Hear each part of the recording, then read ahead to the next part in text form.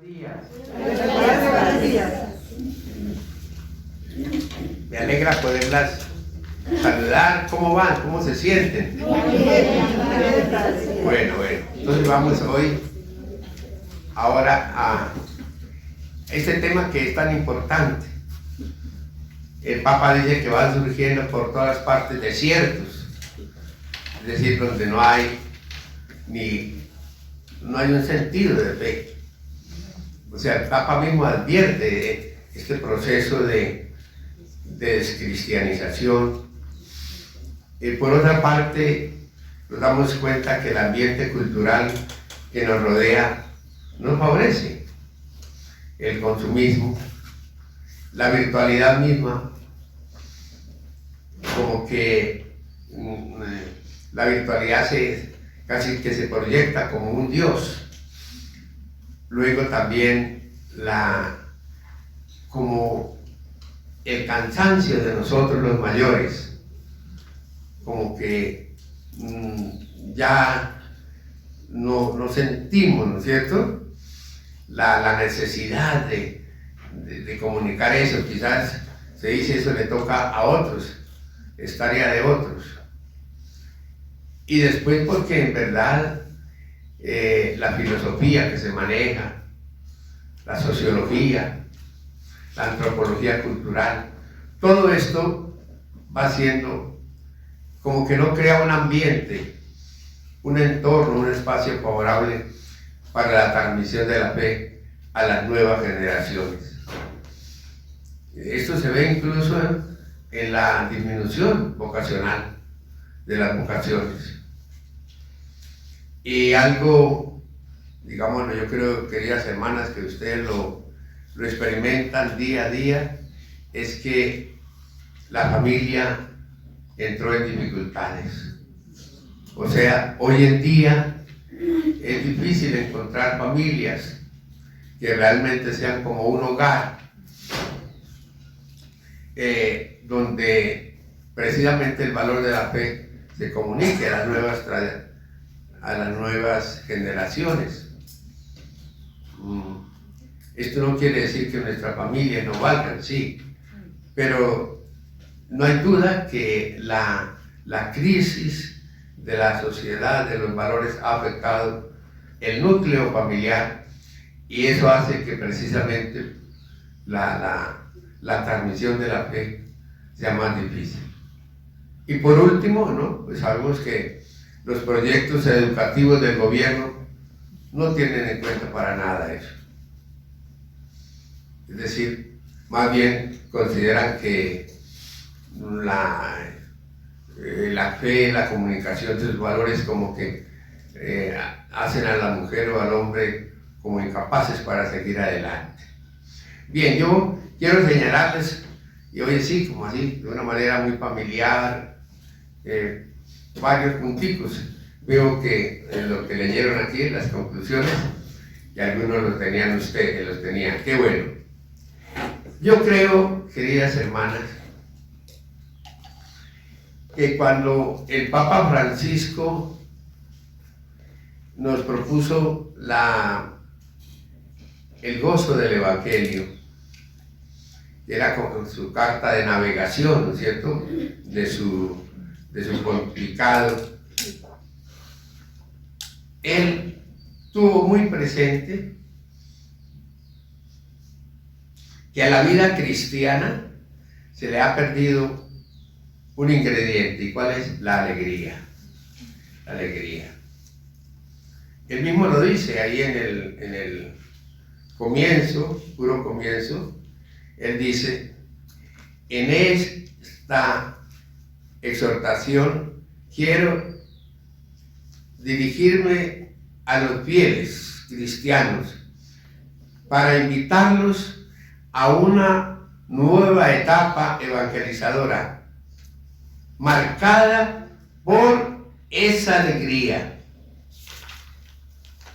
Y ustedes saben que toda la primera parte de la exhortación es toda una reflexión sobre la alegría. Alegría que se renueva y se comunica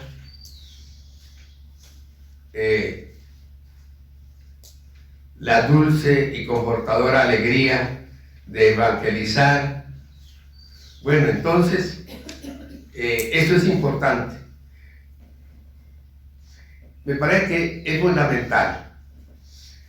Nuestros jóvenes, nuestras generaciones, queridas hermanas, nos tienen que ver alegres. Es verdad que los años nos ponen a cancanear, nos vuelven chuchumecos. Entonces, no.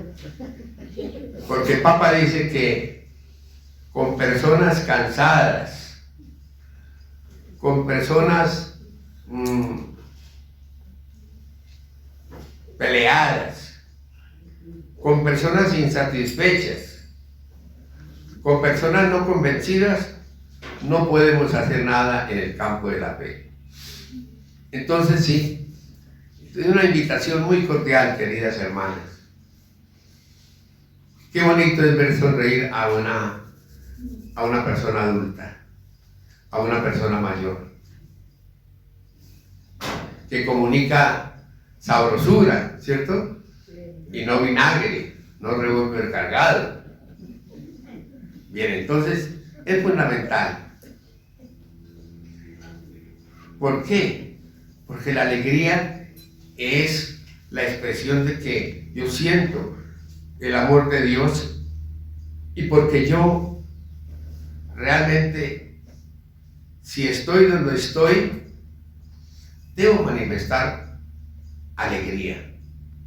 Entonces es un aspecto fundamental. Ya el Papa Malloy, ¿recuerdan? Perdón, el Padre General, decía que las liturgias nuestras deberían ser atrayentes. Es decir, deben estar marcadas por el signo de la alegría.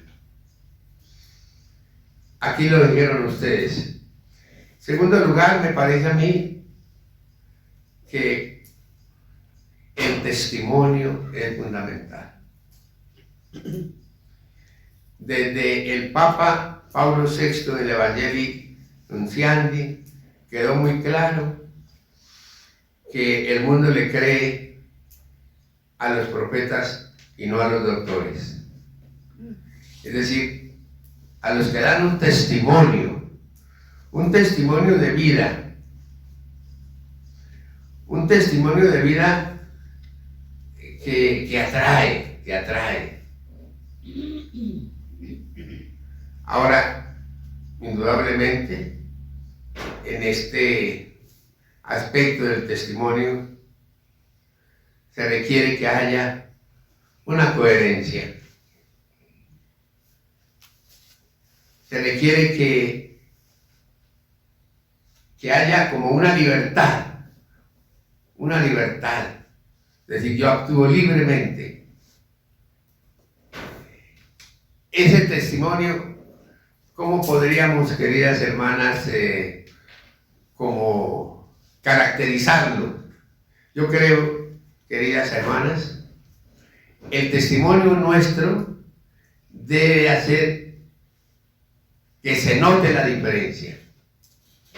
Es decir, es un testimonio que manifieste que lo que nosotros hacemos, que lo que nosotros decimos, realmente marca la diferencia, estemos donde estemos, en una parroquia, en un colegio, en un servicio social, en una evangelización en medio de los indígenas, del campo. O sea, porque el testimonio es como la evidencia de que la palabra de Dios, que mi fe realmente me ha llevado a transformarme. Y entonces como que se nota la diferencia. Eso es importante. En tercer lugar, de acuerdo también con lo que dice el documento El Gozo del Evangelio, queridas hermanas, es necesario salir al encuentro de los jóvenes de la nueva generación. No nos podemos quedar aguardándolos en la casa, en el instituto, en el grupo, no. Hay que salir a encontrarlos. Y el Papa nos dice que ese salir a encontrarlos supone un tú a tú. Una persona a una persona.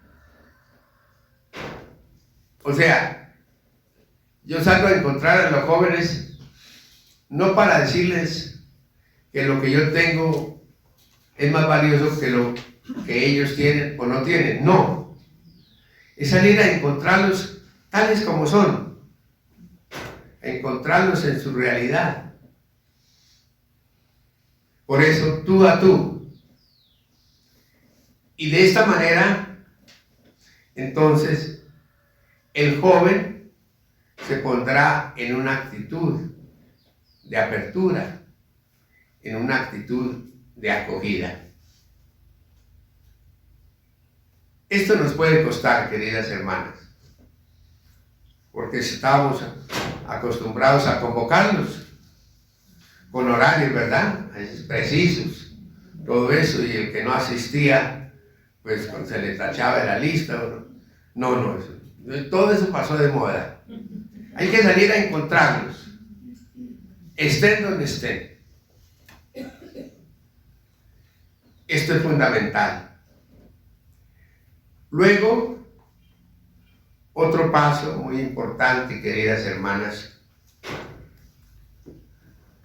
es escucharlos. Escucharlos. El Papa con frecuencia ha hablado del apostolado de la oreja. Escuchar.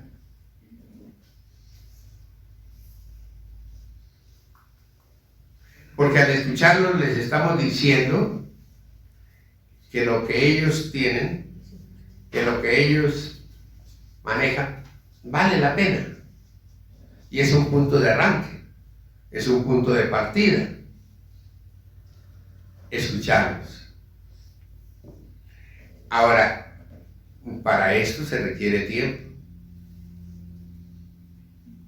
Para esto se requiere un ambiente de acogida. Y al escucharlos, tener la capacidad de dialogar con ellos, de interesarnos en sus cosas.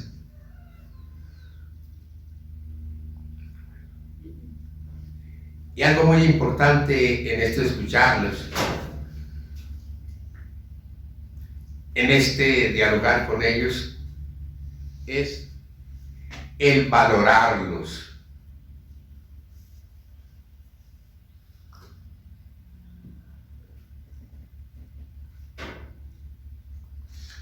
Como ustedes saben, hoy en día las personas se valoran por lo que producen, por lo que consumen. Entonces, y los que no producen y los que no consumen, y las personas que precisamente están atrapadas en este consumismo, hay que valorarlos. Hay que valorarlos para poder luego comunicarles, anunciarles, poco a poco. Nos puede costar, ¿no es cierto, queridas hermanas? Porque nosotros estamos hechos a unos principios, a veces quizá ni tanto a unas convicciones de fe, sino a unas costumbres. A unas costumbres de cómo rezar, de cómo servir, ¿no? Entonces, valorar significa que uno tiene en cuenta todos los aspectos positivos que hay en ellos. Todos.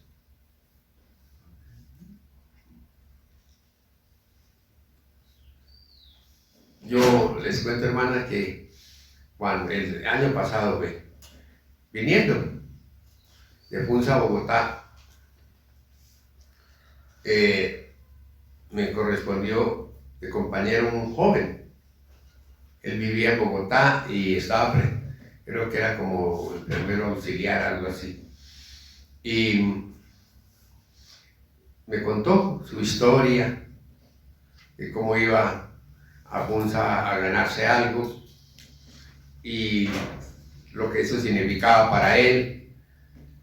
Nos entretuvimos en eso y dijo: padre, ya yo quiero que mantengamos la conversación, el encuentro. Yo le dije: está muy bien. Y les cuento, hermanas, que no sé dónde esté, pero padre, estoy haciendo esto, mire, me siento contento. Es decir, llama la atención. El que uno haya valorado lo que los otros están haciendo, eso ayuda mucho. Bueno, algo muy importante también, queridas hermanas. En las nuevas generaciones hay que generar confianza. Los jóvenes tienen que descubrir que nosotros confiamos en ellos, que nosotros como que estamos para hacer crecer la confianza. Y así es como la persona se va abriendo. En la medida en que la persona tiene confianza en uno, no tiene reservas, no tiene prevenciones, no tiene prejuicios, ahí está el terreno abonado para que se vaya insinuando el valor de la fe, de la caridad, de la esperanza. Es fundamental este aspecto. Miren ustedes entre ustedes mismos, y no lo pueden negar muchas veces cuando uno charla con ustedes o se confiesan, pues de una manera muy sencilla dicen: no le tengo confianza a ese hermano. No le tengo confianza.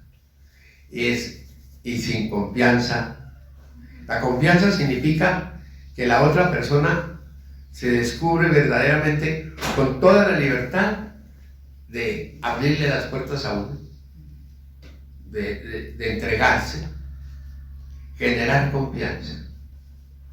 ¿Y cómo se hace? Generar confianza es algo que se da en el trato normal. No hay que, digamos, utilizar medios ni recursos, no. Así como decía el Papa, descubrir en el rostro del otro la alegría, las tristezas, los reclamos, incluso las rabias. Bien, generar confianza. Y eso significa que uno se despoja también de esos aspectos de poder que uno tiene. Si uno se manifiesta como una persona como muy obsesionada por el poder, muy obsesionada por algún aspecto, o sea que uno tiene que ser una persona totalmente abierta. Otro aspecto, queridas hermanas, es el amor. Y yo quiero que ustedes se den cuenta cómo el Papa ha insistido en este aspecto. La carta que le escribió a los matrimonios, a las familias, Amor y Leticia, es la muestra de cómo necesitamos nosotros realmente vivir el amor. Y fíjense que el Papa explota muy bien la segunda carta, la primera carta de San Pablo, capítulo 13 a los Corintios, el himno de la caridad. Si algo nos debe caracterizar a nosotros, hombres y mujeres, consagrados y no consagrados, es la capacidad de amar. O sea, es la capacidad de darse hasta el infinito,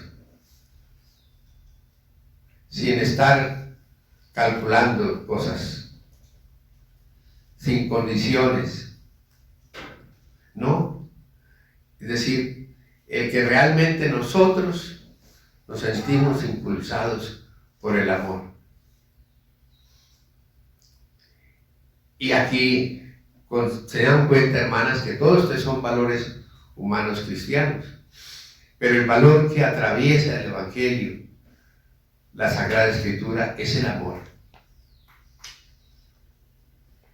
Entonces, ese es un camino, ese es un modo para transmitir, para comunicar a las nuevas generaciones los valores de la fe, los valores de nuestro cristianismo. Y es que, queridas hermanas, el amor no nos permite que nos envejezcamos. El amor no nos permite que nosotros nos rutinicemos. El amor hace que nosotros estemos siempre como los sanos, como el día que comienza, como la flor que se abre. El amor hace que nosotros en verdad estemos siempre en una actitud jovial, en una actitud de servicio.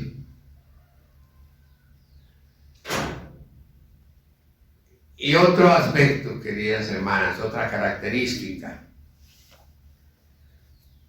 es precisamente el que nuestras acciones, nuestras actitudes, nuestras reflexiones deben estar caracterizadas por el servicio. El servicio. La identidad del cristiano es ser servidor. Yo digo hay un cristiano, yo digo hay un servidor. Y hermanas, la capacidad de servicio es inagotable. Incluso en esta sociedad de consumo, llena de tantas tiendas, tantos almacenes grandes, gigantescos. Pero es que no es solamente la necesidad material, sino la necesidad de sentirse acogidos, de sentirse comprendidos. Sí, esa dimensión del servicio es fundamental. Y otra vez, pensado el servicio no únicamente desde nosotros, no, pensado el servicio desde ellos, desde cómo piden el servicio ellos. No somos nosotros los que decimos ese servicio tiene que ser así. Entonces se van dando cuenta, hermanas, que al fin en todo esto lo que se está como evidenciando es la importancia que se le da a la persona, es la centralidad de la persona, no del individuo, no, sino de una persona, o sea, de alguien que se relaciona, de alguien que va construyendo una historia, de alguien que como que se da cuenta que día a día tiene que construirse, tiene que realizarse. Entonces, en ese sentido, todo lo que le podamos aportar como un servicio será una puerta abierta, así como dicen, un éfeta abierto al Evangelio.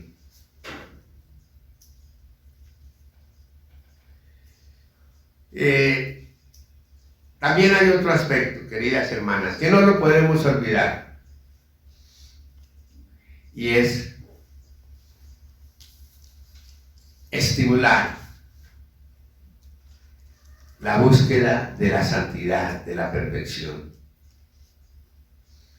Hermanas, léanse ustedes varias veces la exhortación apostólica Gaudete et Exsultate, y realmente quedarán ustedes asombradas de todos esos aspectos de la perfección, de la santidad, que realmente son capaces de entusiasmar, de ilusionar a un joven, a una muchacha.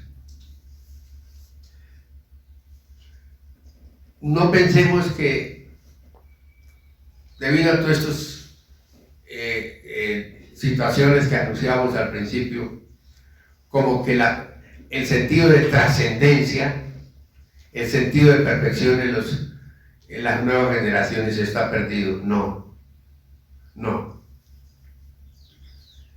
Está escondido. Está como el rescoldo.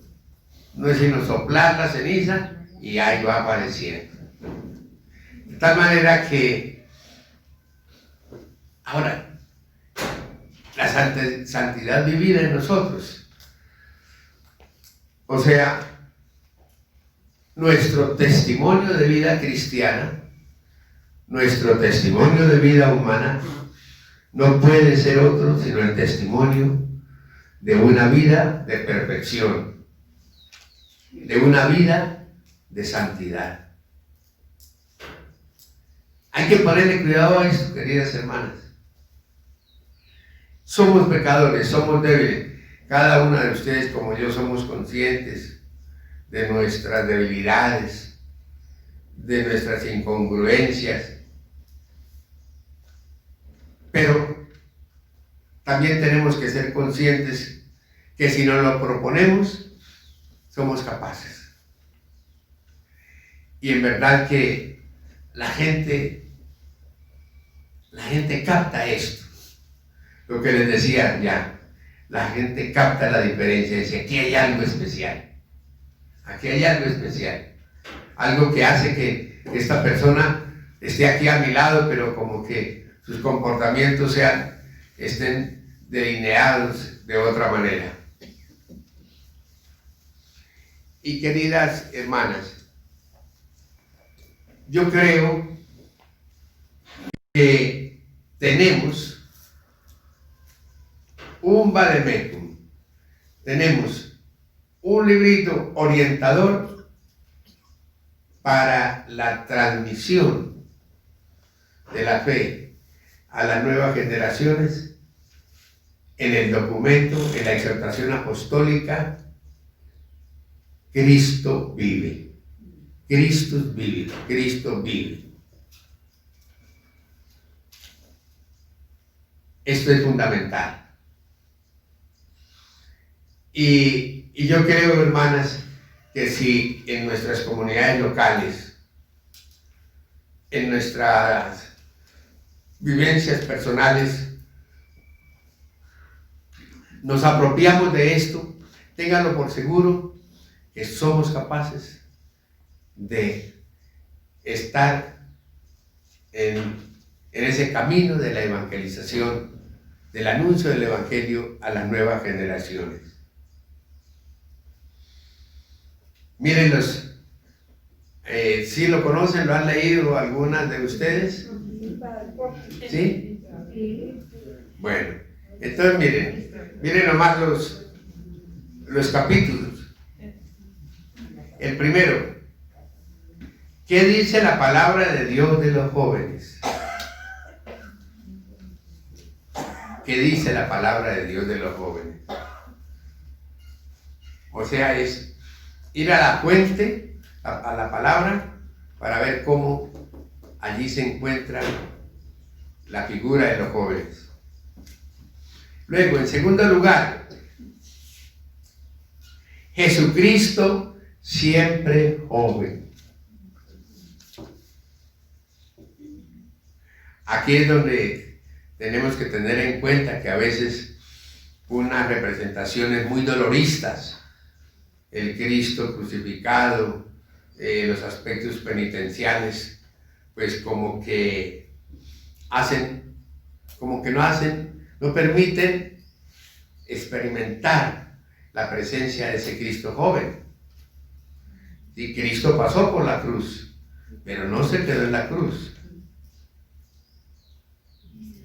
Él resucitó.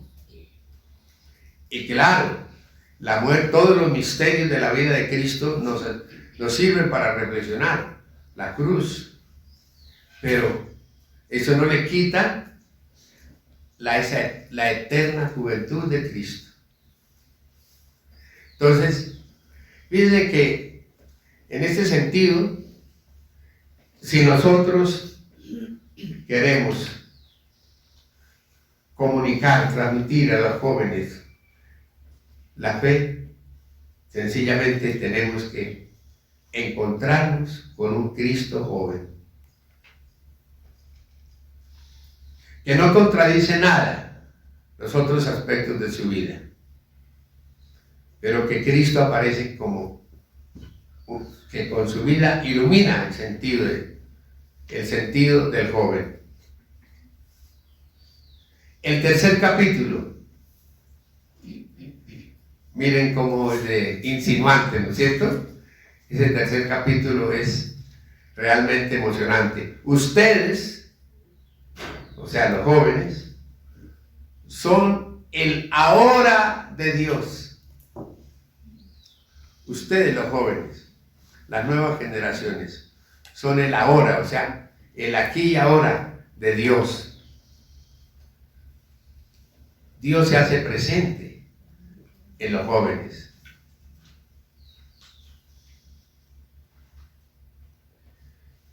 El cuarto capítulo es el gran anuncio para todos los jóvenes.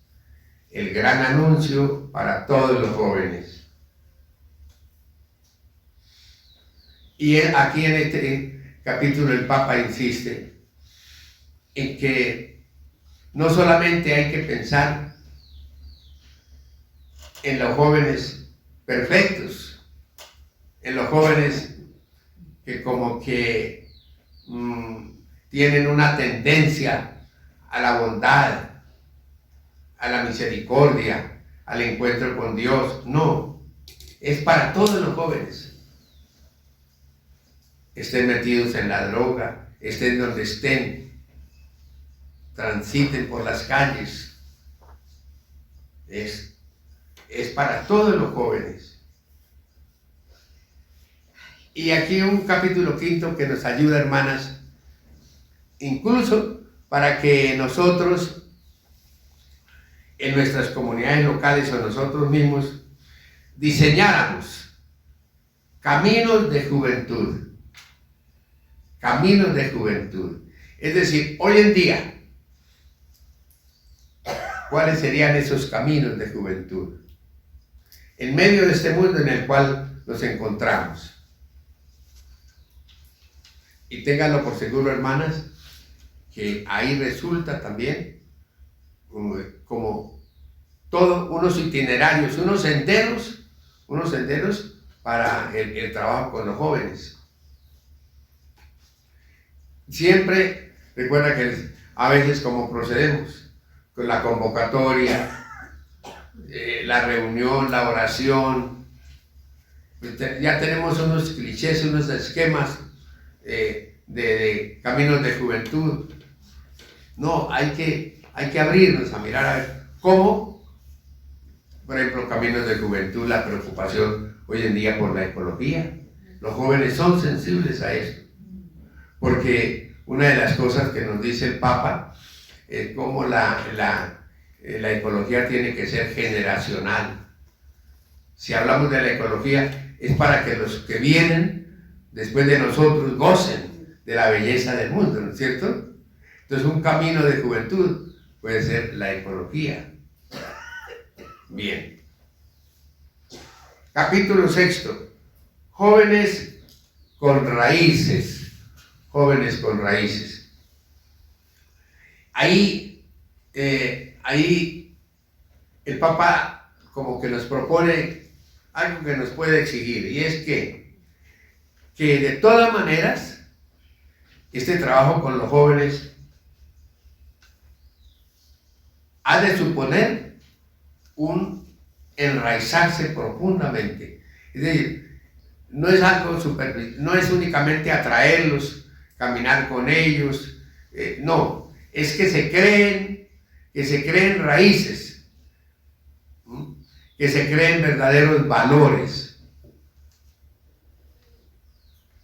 Y yo creo, hermanas, que esto es posible, porque uno se encuentra con frecuencia a muchos jóvenes, muchachos y muchachas, que le dicen: padre, ay, estamos hastiados, estamos cansados, porque como que no salimos de la rutina, el baile, los paseos, etcétera, pero como que no sentimos algo que nos una más a la realidad, a la tierra, etcétera. Entonces, ahí también nosotros nos podemos preguntar, ¿cuáles son nuestras raíces? ¿Cuáles son nuestras raíces? Después, el Papa habla de la pastoral de los jóvenes. Y finalmente, el documento termina con algo que precisamente nos interesa a nosotros los religiosos y religiosas, o sea, la vocación y el discernimiento. Fíjense que el tema de la vocación y del discernimiento es propuesto al final, o sea que la pastoral muestra de comunicación de los valores a las nuevas generaciones no debe ser motivado por la pastoral vocacional. Ahora, que todo el trabajo de anuncio del Evangelio a los jóvenes nos dé pie, nos dé el espacio para plantear la vocación, está bien, está bien. Y ahí está el discernimiento. Hace poco me encontré ahí en las Mercedes con un joven que llama también Daniel. Y yo le digo: Daniel, tú no estabas como en un discernimiento, seguimiento con nosotros. Dijo: sí, padre, pero estoy yendo ahora donde los dominicos. Y yo le dije: ¿por qué? Ay, padre, es que las cosas cambian. O sea, indudablemente en el aspecto vocacional influye mucho el que vean cómo uno vive la vocación. Por eso pastorales vocacionales que no hunden su raíz en el aspecto testimonial, no. Entonces, de manera que... Y luego el Papa habla de un tema que es muy de el discernimiento. O sea, queridas hermanas, siempre la vida cristiana supone un estar atento, un dejarnos guiar por el Espíritu Santo, e ir discerniendo por dónde tenemos que ir. Ese papel del discernimiento. Y que también nosotros lo tenemos que adoptar como personas adultas. Discernir no significa desconocer lo que se ha hecho, no significa como encontrar de nuevo el camino, no, sino es como cada vez como purificar, cada vez mirar qué es lo que yo estoy haciendo, qué es lo que yo estoy siguiendo. un discernimiento constante me lleva a que mi vocación no envejezca, a que yo me sienta con novedad, y que no me quede pensando únicamente en el pasado. En el pasado vivimos así, se trata hoy y mañana, cómo respondemos. Pues bueno, queridas hermanas, yo creo que este tema ciertamente es para toda la iglesia una gran preocupación. Porque si nosotros no comunicamos la fe que tenemos, entonces, ¿qué quiere decir? Que no hemos caminado por el verdadero sendero. Es un compromiso. Y finalmente, todo esto, hermanas, es de cada uno y de la comunidad. Es de cada uno, es responsabilidad de cada uno.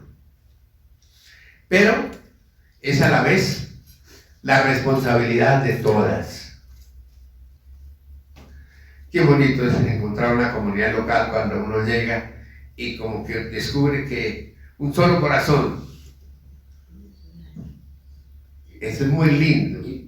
Y entonces, como que ahí no hay sino como el deseo de todas, de sentido de pertenencia, sentido de entrega y de todo. Esta dimensión comunitaria es fundamental. Pues bien, que el Señor nos ayude en estos caminos.